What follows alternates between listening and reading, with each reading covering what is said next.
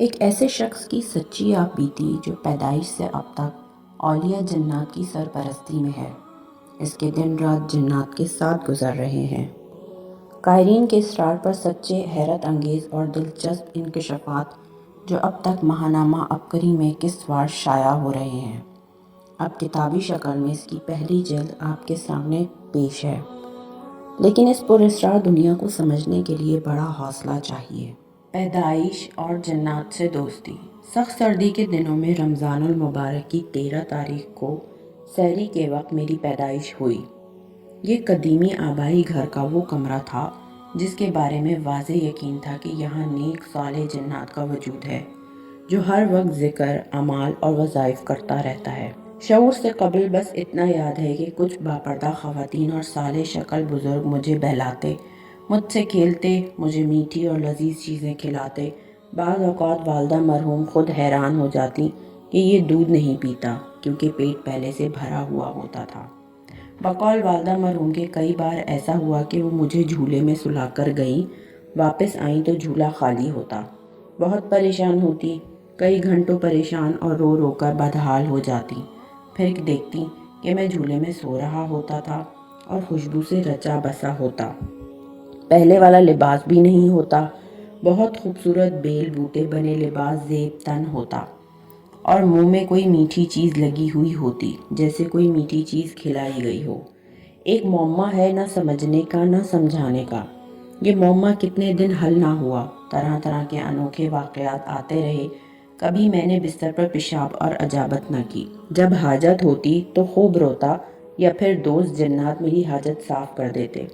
اماں حیران ہوتی کہ بچے کو کس نے غسل دیا، کس نے نہایت چمکدار سرما لگایا، کس نے خوشبو لگائی، آخر یہ خدمت کس نے کی۔ بعض اوقات میں سو رہا ہوتا اور والدہ مرحوم کام کر رہی ہوتی تھی۔ بھوکا ہونے کی وجہ سے جب میں روتا اور کام میں مصروف والدہ جب تھوڑی دیر میں پہنچتی تو میرے ہونٹوں پر دودھ لگا ہوا ہوتا اور میں پھر سے پرسکون نیند سو رہا ہوتا تھا۔ یہ تمام واقعات مختلف اوقات میں شعور میں آنے کے بعد والدہ مجھے سناتی تھیں۔ اگر کوئی بچہ مجھے مارتا تو وہ ضرور بیمار ہوتا یا پھر کوئی غیبی سزا، کم از کم تھپڑ تو ضرور مارا جاتا جس کا واضح نشان اس کے جسم پر ہوتا۔ اگر مجھے کوئی جھڑکتا، حتیٰ کہ محبت میں بھی کوئی ایسا کرتا تو اس کا کوئی نہ کوئی نقصان ضرور ہوتا، اور پھر خواب میں اس سے کہا جاتا کہ تم نے ہمارے دوست کو مارا تھا اس لیے تمہارا یہ نقصان ہوا یا سزا تمہیں یہ ملی۔ بچپن کا ایک تحریک آمیز واقعہ۔ والدہ بتاتی ہیں کہ ایک بار ایک قریبی رشتہ دار مجھے اپنے گھر محبت سے اٹھا کر لے گئے۔ پہلے تو خوشی خوشی چلا گیا، پھر رونا شروع کر دیا۔ ظاہر ہے بچے کو ماں نظر نہ آئے تو وہ ضرور روتا ہے۔ جب زیادہ رویا تو تھوڑی دیر بعد انہوں نے دیکھا کہ بچہ غائب تھا اور ان لوگوں کو نظر نہ آیا۔ اب وہ پریشان کہ ہم بچے کی ماں کو کیا جواب دیں گے۔ ڈھونڈتے ڈھونڈتے پریشان ہو گئے لیکن بچہ نہ ملا۔ پریشان حال میرے گھر پہنچے تو وہاں دیکھا کہ میں خوش و خرم کھیل رہا تھا۔ وہ حیران کہ 3 گلی دور یہ چند سالوں کا بچہ کیسے چل کر آ گیا۔ چونکہ والدہ کو کئی بار خواب میں اور ظاہری طور پر وہ صالح جن جنہیں میں حاجی صاحب ان کا تذکرہ آگے آ رہا ہے کہتا تھا، بچے سے محبت اور خدمت کا بتا چکے تھے۔ والدہ فوراً سمجھ گئیں اور بات گول کر گئیں۔ مزید بچپن کے واقعات تحریر کے دوران بتاتا رہوں گا جو کہ میں نے والدہ مرحوم سے سنے اور بعد میں خود مجھے نظر آئے اور اب تک آ رہے ہیں۔ علامہ لاہوتی پراسراری کی ابتدائی لاہوتی پرواز۔ میں ابھی 8ویں جماعت میں پڑھتا تھا کہ ایک رات حاجی صاحب نے آ کر مجھے پیار سے جگایا اور فرمایا، چلو میرے ساتھ۔ پھر حاجی صاحب کی نورانی شکل یکایک بدل گئی اور وہ ایک ایسے خوبصورت پرندے کی شکل میں تبدیل ہو گئے جس کے پر اتنے لمبے شاید کسی بڑے جہاز کے پروں سے بھی بڑے۔ میں ان کی گردن پر پروں کو پکڑ کر بیٹھ گیا۔ حاجی صاحب نے فرمایا، ڈرنا نہیں، تمہیں ہزاروں خوفناک مناظر نظر آئیں گے۔ اب حاجی صاحب نے اڑنا شروع کر دیا۔ اتنا اونچا اڑے کہ اوپر اندھیرا ہی اندھیرا تھا۔ بہت دیر تک نہایت تیز رفتاری سے اڑتے رہے۔ پھر ایک جگہ بہت سے لوگوں کا اجتماع تھا، مجھے وہاں چھوڑا۔ حاجی صاحب کی وہاں بہت عزت ہوئی، ایسے محسوس ہوا جیسے وہ وہاں کے سردار یا بڑے ہیں۔ مجھے بہت عزت اور محبت دی گئی۔ ایک جگہ کچھ لوگ ایک مخصوص قرآنی آیت کا ورد کر رہے تھے۔ حاجی صاحب مجھے وہاں بٹھا کر چلے گئے۔ ان لوگوں کا حلیہ کیسا تھا میں بعد میں تحریر کروں گا، جسے سن کر اور پڑھ کر آپ حیران اور پریشان ہو جائیں گے۔ صحابی جن بابا سے ملاقات اور ان کی عنایات۔ میں بہت دیر تک اس آیت کو اس سارے مجمع کے ساتھ پڑھتا رہا، پھر لذیذ کھانے کھلائے، آخر میں ایک بہت بڑے بزرگ کی زیارت کے لیے لے جایا گیا، جنہیں صحابی بابا کہہ رہے تھے۔ بعد میں پتہ چلا کہ وہ حضور اقدس صلی اللہ علیہ وآلہ وسلم کے صحابی رضی اللہ تعالیٰ عنہ جن ہیں، اور اب تک بھی ان کی شفقت، محبت اور فیضان مجھ پر ہے۔ انہوں نے سر پر ہاتھ پھیرا اور دعا دی، پھر فرمایا، قرآنی آیات کی تاثیر تمہیں ہدیہ کرتا ہوں۔ جب بھی مجھے بلانا ہے، سانس روک کر یہ پڑھنا شروع کر دو اور تصور ہی میں اس کا ثواب مجھے بخشو۔ میں اسی وقت حاضر ہو جاؤں گا۔ پھر وہاں اور کئی حیرت انگیز واقعات ہوئے جو آئندہ ایک ساتھ میں بتاؤں گا انشاءاللہ۔ اس آیت کا پہلا تجربہ اس ملاقات کے چند دنوں کے بعد میں نے یوں کیا کہ 8ویں جماعت کا رزلٹ آیا۔ بورڈ کے دفتر سے رزلٹ چند لوگ لاتے اور رقم لے کر رزلٹ دیتے۔ رقم کا بھی کوئی مسئلہ نہیں تھا کہ میں ایک مالدار باپ کا بیٹا تھا، لیکن اتنا بڑا ہجوم تھا کہ میں صبح 9 بجے کا گیا ہوا تھا اور 3 بجے تک مجھے موقع نہ ملا۔ بھوک، پیاس اور انتظار نے مجھے نڈھال کر دیا۔ اچانک صحابی جن بابا کی آیت یاد آئی۔ میں نے اس ہجوم میں کھڑے ہو کر وہی آیت سانس روک کر پڑھی اور اس کا ثواب صحابی جن بابا کو ہدیہ کر دیا۔ بس کیا ہوا کہ میں نے دیکھا کہ سامنے صحابی بابا کھڑے ہیں، ان کے ہاتھ میں موٹی سی ایک کتاب، وہی رزلٹ ہے، اور میرا رول نمبر نکال کر مجھے دکھایا، تسلی دی، ماتھے پر بوسہ دیا اور 5 روپے کا نوٹ، جس کی اس وقت بہت اہمیت تھی، دے کر کہا کوئی چیز کھا لینا، اور غائب ہو گئے۔ یہ لاہوتی دنیا میں ملاقات کے بعد پہلا موقع تھا اس دنیا میں صحابی جن بابا سے ملاقات کا۔ پھر اس وقت سے لے کر آج تک، اس وقت تک نامعلوم کتنی بار صحابی جن بابا سے محبت، راز و نیاز اور ان کی شفقت سے فائدہ اٹھایا۔ علامہ لاہوتی پور اسراری کی والدہ محترم کی نماز جنازہ۔ جس دن میری والدہ فوت ہوئیں، اس دن جنازے میں صحابی جن بابا اور ان کے ساتھ 14 لاکھ سے زائد جنات تھے، جنہیں میں نے ایک بے پناہ ہجوم کی شکل میں جنازے میں دیکھا۔ ان کی تعداد مجھے بعد میں صحابی جن بابا نے بتائی۔ مزید بتایا کہ ہر جن نیک صالح ہے اور ان جنات کی اکثریت مکہ مکرمہ اور مدینہ منورہ سے آئی ہے، اور ہر ایک نے 70,000 کلمہ پڑھ کر آپ کی والدہ اور والد کو بخشا ہے۔ انہوں نے جنازے کو کندھا دیا اور قبرستان تک پہنچایا۔ 3 دن جنات کی کثیر تعداد حاجی صاحب اور صحابی بابا سمیت گھر میں رہے۔ جب بھی والدین کی قبر پر جاتا ہوں تو یہ حضرات ساتھ ہوتے ہیں۔ صحابی جن بابا کو ایمرجنسی کال۔ ایک بار میں قبرستان میں تھا، یہ اسی سال سردیوں کی بات ہے، میں گھر سے کمبل لانا بھول گیا۔ قبرستان میں کھلی جگہ احساس ہوا کہ مجھے سخت سردی لگ رہی ہے، اتنی دور سے کمبل کیسے لے آؤں؟ آخر سوچ سوچ کر خیال آیا کہ سخت مجبوری میں صحابی جن بابا کو ہی تکلیف دیتا ہوں۔ وہ آیت پڑھی تو حسب معمول صحابی بابا کمبل لے کر تشریف لائے اور میں نے اوڑھ لیا۔ حاجی صاحب چیف آف جنات۔ حاجی صاحب جو کہ جنات کے 14 بڑے قبائل، واضح رہے کہ ہر قبیلہ لاکھوں کروڑوں جنات کی تعداد سے بھی زیادہ کا ہوتا ہے، کے سردار ہیں۔ ان کی عمر سینکڑوں سال ہے، بہت زیادہ متقی اور پرہیزگار ہیں، خاص طور پر حلال و حرام کے بارے میں خصوصی خیال رکھتے ہیں۔ اپنے ہر اس جن کو سزا دیتے ہیں جو کسی کے گھر سے مالک کی اجازت کے بغیر کھا پی کر آ جائے یا کسی کے گھر سے زیور یا رقم چوری کر لے۔ حاجی صاحب کے بیٹے کی تقریب نکاح میں شرکت۔ حتیٰ کہ ایک دفعہ ایسا ہوا کہ میں حاجی صاحب کے ساتھ ان کے بیٹے کے نکاح کے سلسلے میں قراقرم کی سنگلاخ ہزاروں فٹ اونچی پہاڑیوں میں تھا۔ میں نے بیٹے کا نکاح پڑھانا تھا۔ کروڑوں جنات اکٹھا تھے، جن میں مرد، عورتیں، بوڑھے، بچے، جوان سب تھے۔ سنت کے مطابق نکاح تھا۔ نکاح کے وقت لڑکے کی عمر 185 سال تھی۔ ابھی جوان ہی ہوا تھا کہ انہوں نے اس کی شادی کی فکر شروع کر دی۔ نکاح کے لیے اکٹھے ہوئے تو لوگوں نے حاجی صاحب اور ان کے بیٹے عبدالسلام جن کو بے شمار ہدیے دیے تھے۔ صحابی بابا بھی ہمارے دائیں تشریف فرما تھے۔ ایک خوبصورت زیور کا سیٹ ایک پکی عمر کے جن نے لا کر دیا۔ چونکہ حاجی صاحب ہر ہدیے پر نظر رکھے ہوئے تھے، اس سونے کی بھاری سیٹ کو دیکھ کر چونک پڑے۔ ان صاحب کو بلایا اور پوچھا یہ کہاں سے لیا؟ وہ خاموش ہو گئے۔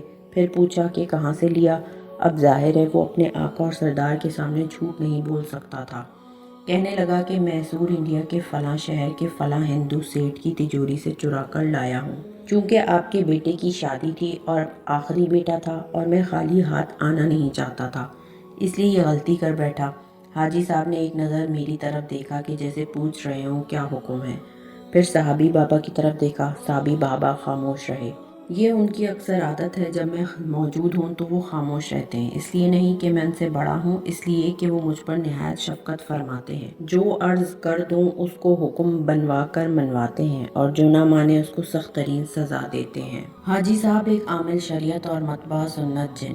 میں نے حاجی صاحب سے عرض کیا کہ ساری زندگی آپ نے حلال پر گزاری ہے، آپ نے کبھی حرام نہ خود کھایا نہ کبھی کسی کو کھانے دیا۔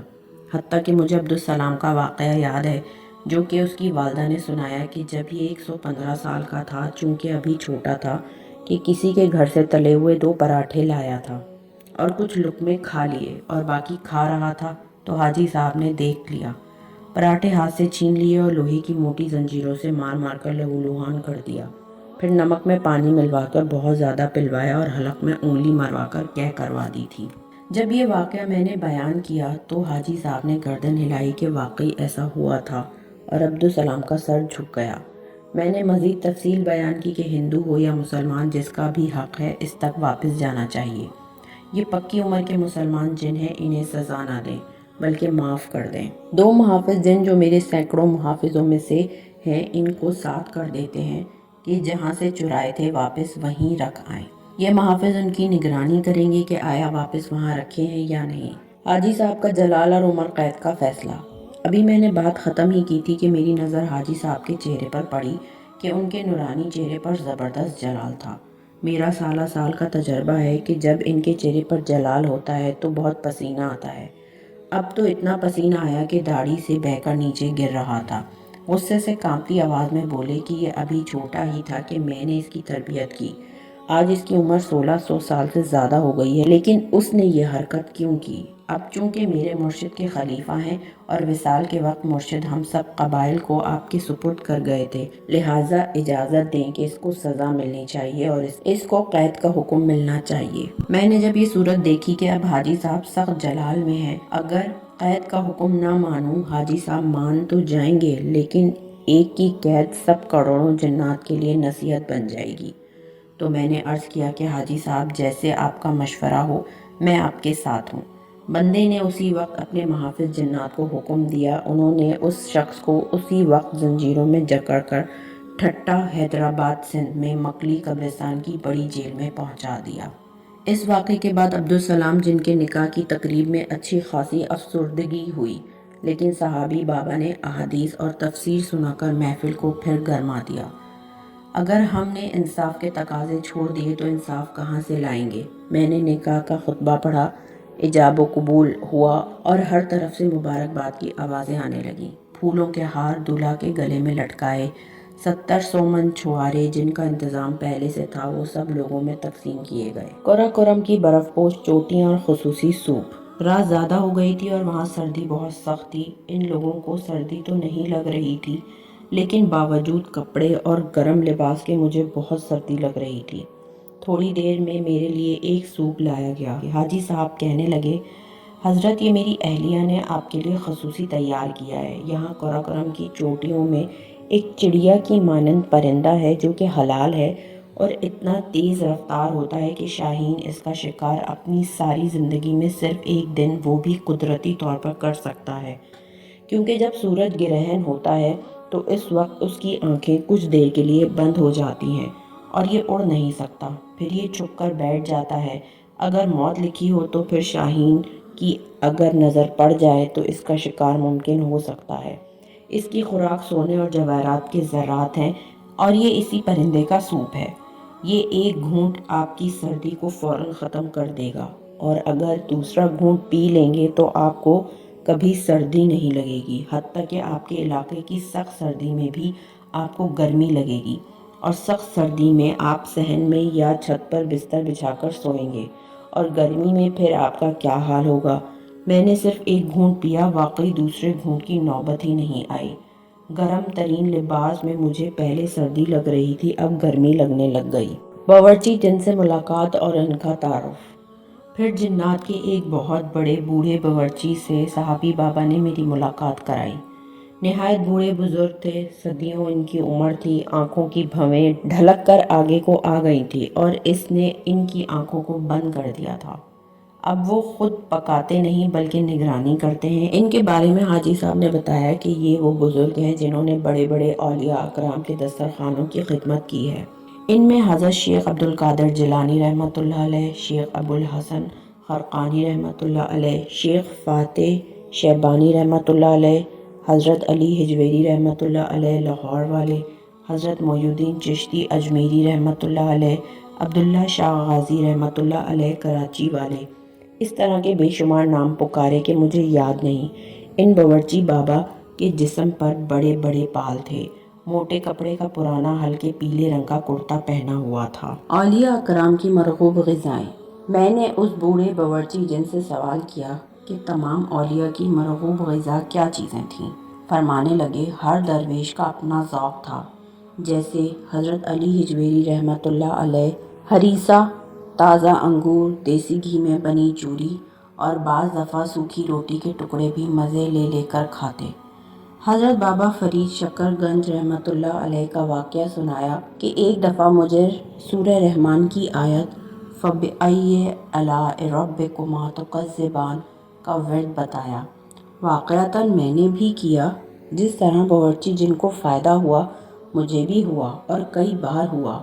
انہوں نے مجھے یہ عمل بخش دیا کہ جب کبھی بے موسم کی چیزیں کھانے کو دل چاہے یا لمبا سفر مختصر کرنے کو دل چاہے، یا تم چاہو کہ میں اپنے بستر پر لیٹے لیٹے دنیا کے کسی ملک یا کسی شہر کی سیر کر لوں، یا تم چاہو کہ کسی باکمال درویش جو اس دنیا سے رخصت ہو گئے ملاقات ہو جائے یا اس سے باقاعدہ علم حاصل کروں، تو بس یہ آیت فَبِأَيِّ آلَاءِ رَبِّكُمَا تُكَذِّبَانِ اس مخصوص طریقے سے پڑھو، اسی وقت نظارے دیکھو۔ باورچی جن کہنے لگے یہ انہوں نے مجھے سالہ سال کی خدمت پر دیا تھا۔ انہیں ماش کی دال، کالی مرچ اور بکری کے گوشت میں پکی بہت پسند تھی۔ باورچی جن کی کہانی خود اپنی زبانی۔ میں نے باورچی جن سے پوچھا اپنی زندگی کا کوئی ناقابل فراموش واقعہ سنائے۔ کہنے لگے بے شمار واقعات ہیں لیکن ان میں چند واقعات سناتا ہوں۔ کہنے لگے کہ ہمارے جنات کا اصول ہے، یعنی نیک، صالح اور متقی جنات کا، کہ جس گھر میں قیام ہوتا ہے اگر وہ گھر والے نیکی، قرآن، نماز، ذکر، صدقات، خیرات اور گھر میں نیک صالح لوگوں کو بلانا وغیرہ کی ترتیب پر قائم رہتے ہیں تو ہم ان کی معاونت کرتے ہیں، ہاتھ بٹاتے ہیں، ہر کام میں مدد کرتے ہیں، ان کے دشمن کے وار کو خود روکتے ہیں، حتیٰ کہ اگر جادو ہو جائے تو اس کو ختم کرتے ہیں، گھر والوں کو اطلاع کرتے ہیں۔ بعض اوقات خود ہماری نسل جنات سے ایسے شریر جنات کسی بچے کو دھکا دیتے ہیں، جیسے کہ عام طور پر گھر والے کرنا اور چوٹ لگنا کہتے ہیں، ہم ان کی حفاظت کرتے ہیں۔ باورچی جن نے اپنے ہاتھوں سے اپنی لٹکی بھووں کو پکڑا ہوا تھا، انہیں چھوڑ کر پتھر کا سہارا لے کر تسلی سے بیٹھے اور پھر بولے کہ چونکہ میرا اکثر وقت شہروں اور درویشوں کی خانقاہوں اور آستانوں پر گزرتا ہے، موجودہ صدی کے ایک مشہور درویش، میں ان کا نام دانستہ نہیں لکھ رہا، کہ گھریلو مزاج میں تقویٰ تھا، کسی قسم کا لالچ نہیں تھا، ہم اس درویش کی ہر طرح مدد کرتے، حتیٰ کہ ایک بار کچھ شریر لوگ ان کی بہت نیک لیکن نہایت حسین بیٹی کے ساتھ شرارت کا پروگرام بنا چکے تھے۔ انہیں اس چیز کی خبر نہیں تھی۔ ہم نے ان شریر لوگوں کے پروگرام کو ختم کرایا اور ان کے منصوبوں کو انہی پر پلٹ دیا اور صرف اس بزرگ کو خبر کی۔ اس طرح کے بے شمار معاملات میں ان کی مدد کرتے رہتے تھے، لیکن ان کے وصال کے بعد ان کی اولاد پیر تو بن گئی لیکن وہ نیکی والی زندگی چھوڑ کر خالص دنیا داری میں پڑ گئے۔ پھر ہم نے خواب کے ذریعے انہیں اس بزرگ کی نسبت سے سمجھانے کی کوشش کی۔ کئی بار رسائل یا درویش کے روپ میں انہیں نصیحت کر آیا، لیکن مریدین کی کثرت اور مال کی آمد نے انہیں آخرت سے غافل کر دیا۔ پھر ان کی عورتوں کے سر سے دوپٹے اتر گئے۔ پھر انہیں سزا یہ تھی کہ ان کے گھر میں بے چینی، بیماری، پریشانی، ایک مشکل سے نکلیں دوسری میں پڑ جائیں، دوسری سے نکلیں تیسری میں پڑ جائیں، نفسیاتی الجھنیں، حالانکہ وہ نفسیاتی الجھنیں نہیں تھیں، وہ سزا تھی، دورے، سر میں چکر، آپس میں نفرت، یہ سب کچھ بڑھتا چلا گیا۔ لیکن انہوں نے ڈاکٹروں کی طرف رخ کیا، رب کی طرف رخ نہ کیا۔ ویسے بھی جس طرح انسانوں میں نیک و بد ہوتے ہیں، ہمارے جنات میں تو معاملہ اس کے برعکس ہے۔ وہاں بد زیادہ اور نیک کم ہیں، کیونکہ جنات کی آبادی انسانوں کے کھربوں زیادہ ہے، اس لیے نیک بھی اربوں سے کم نہیں۔ تو ہمارے شریر جنات حسین اور خوبصورت لڑکیوں کی طرف، اور وہ خوبصورت لڑکیاں جو خود ننگے بدن اور ننگے سر رہتی ہوں۔ ننگے بدن سے مراد یہ موجودہ فیشنی لباس، باورچی جن کی آواز میں ارتعاش پیدا ہو گیا، جیسے وہ تھک گیا ہو۔ میں نے انہیں عرض کیا کہ کچھ پانی پیش کر دوں؟ فرمانے لگے، نہیں، پانی نہیں چاہیے، کیونکہ مجھے پیاس نہیں۔ مجھے تو انسانوں پر غصہ آ رہا ہے کہ وہ ہماری شرارت کے دروازے کیوں کھولتے ہیں، بند کیوں نہیں رکھتے؟ اور آسمان کی طرف گھورتے ہوئے بولے، اس پیر صاحب اور بزرگ کے گھر کو ہم نے جی بھر کے ستایا، شاید ان کی دین اسلام کی طرف واپسی ہو جائے، لیکن انہوں نے تدبیر اختیار کی کہ کسی طرح ان سے آفت ٹل جائے۔ وہ کیسے ٹل سکتی ہے؟ ان آفات کی تو ہم دن رات خود نگرانی کر رہے ہیں۔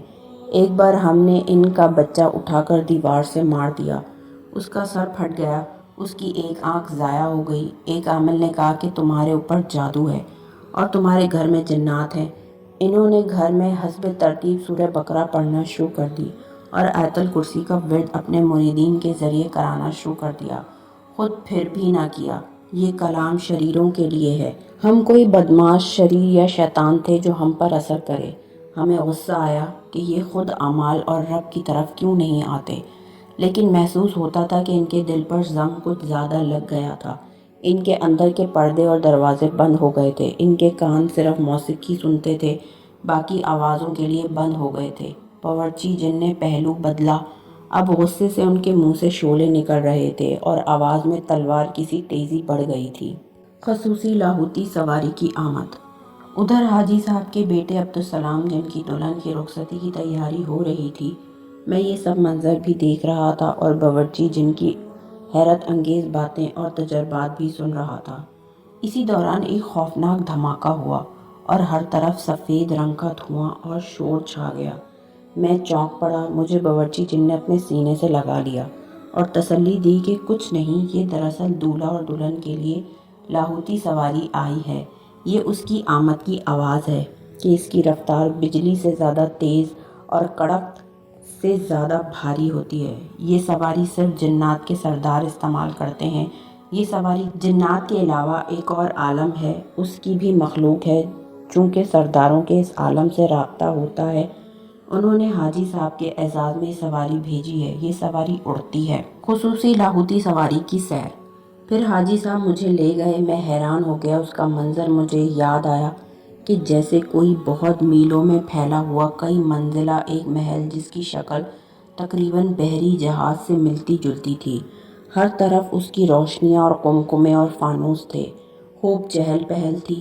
وہ محل ہلکا ہلکا ایسے ہل رہا تھا جیسے بڑی کشتی پانی میں تیرتے ہوئے ہلتی ہے۔ حاجی صاحب مجھے کہنے لگے کہ اب ہم واپس بارات لے کر اسی لاہوتی محل میں جائیں گے۔ عام لاہوتی سواریوں کی شکل و صورت۔ اس سے قبل ہم جن سواریوں پر آئے وہ سواریاں شروع سے اب تک دیکھ رہا ہوں، اور تقریباً تمام بڑے جنات وہی سواریاں استعمال کرتے ہیں۔ ان کا کچھ حلیہ آپ کی خدمت میں عرض کرتا ہوں۔ گدنما بڑے جانور جو کسی بڑی ہوائی جہاز سے بھی بڑے ہوتے ہیں، جن کے بڑے بڑے سینکڑوں پر ہوتے ہیں۔ ہر پر میں ایک گھر نما کمرہ ہوتا ہے اور ایک کمرے سے دوسرے کمرے کے درمیان راستہ ہوتا ہے۔ یہ گدھ چھوٹے بھی ہوتے ہیں اور بڑے بھی۔ لاہوتی سواری کی رفتار کا اندازہ آپ یوں لگا سکتے ہیں کہ آپ پاکستان کے کسی شہر یا میرے شہر سے مدینہ منورہ 17 منٹ میں پہنچ جاتے ہیں۔ میرے حاجی صاحب اور صحابی بابا کے ساتھ ان پر سینکڑوں سفر جو کئی شہروں اور خصوصاً مکہ، مدینہ اور بیت المقدس کے ہوئے ہیں، یہ سب سفر لاہوتی ہوتے ہیں۔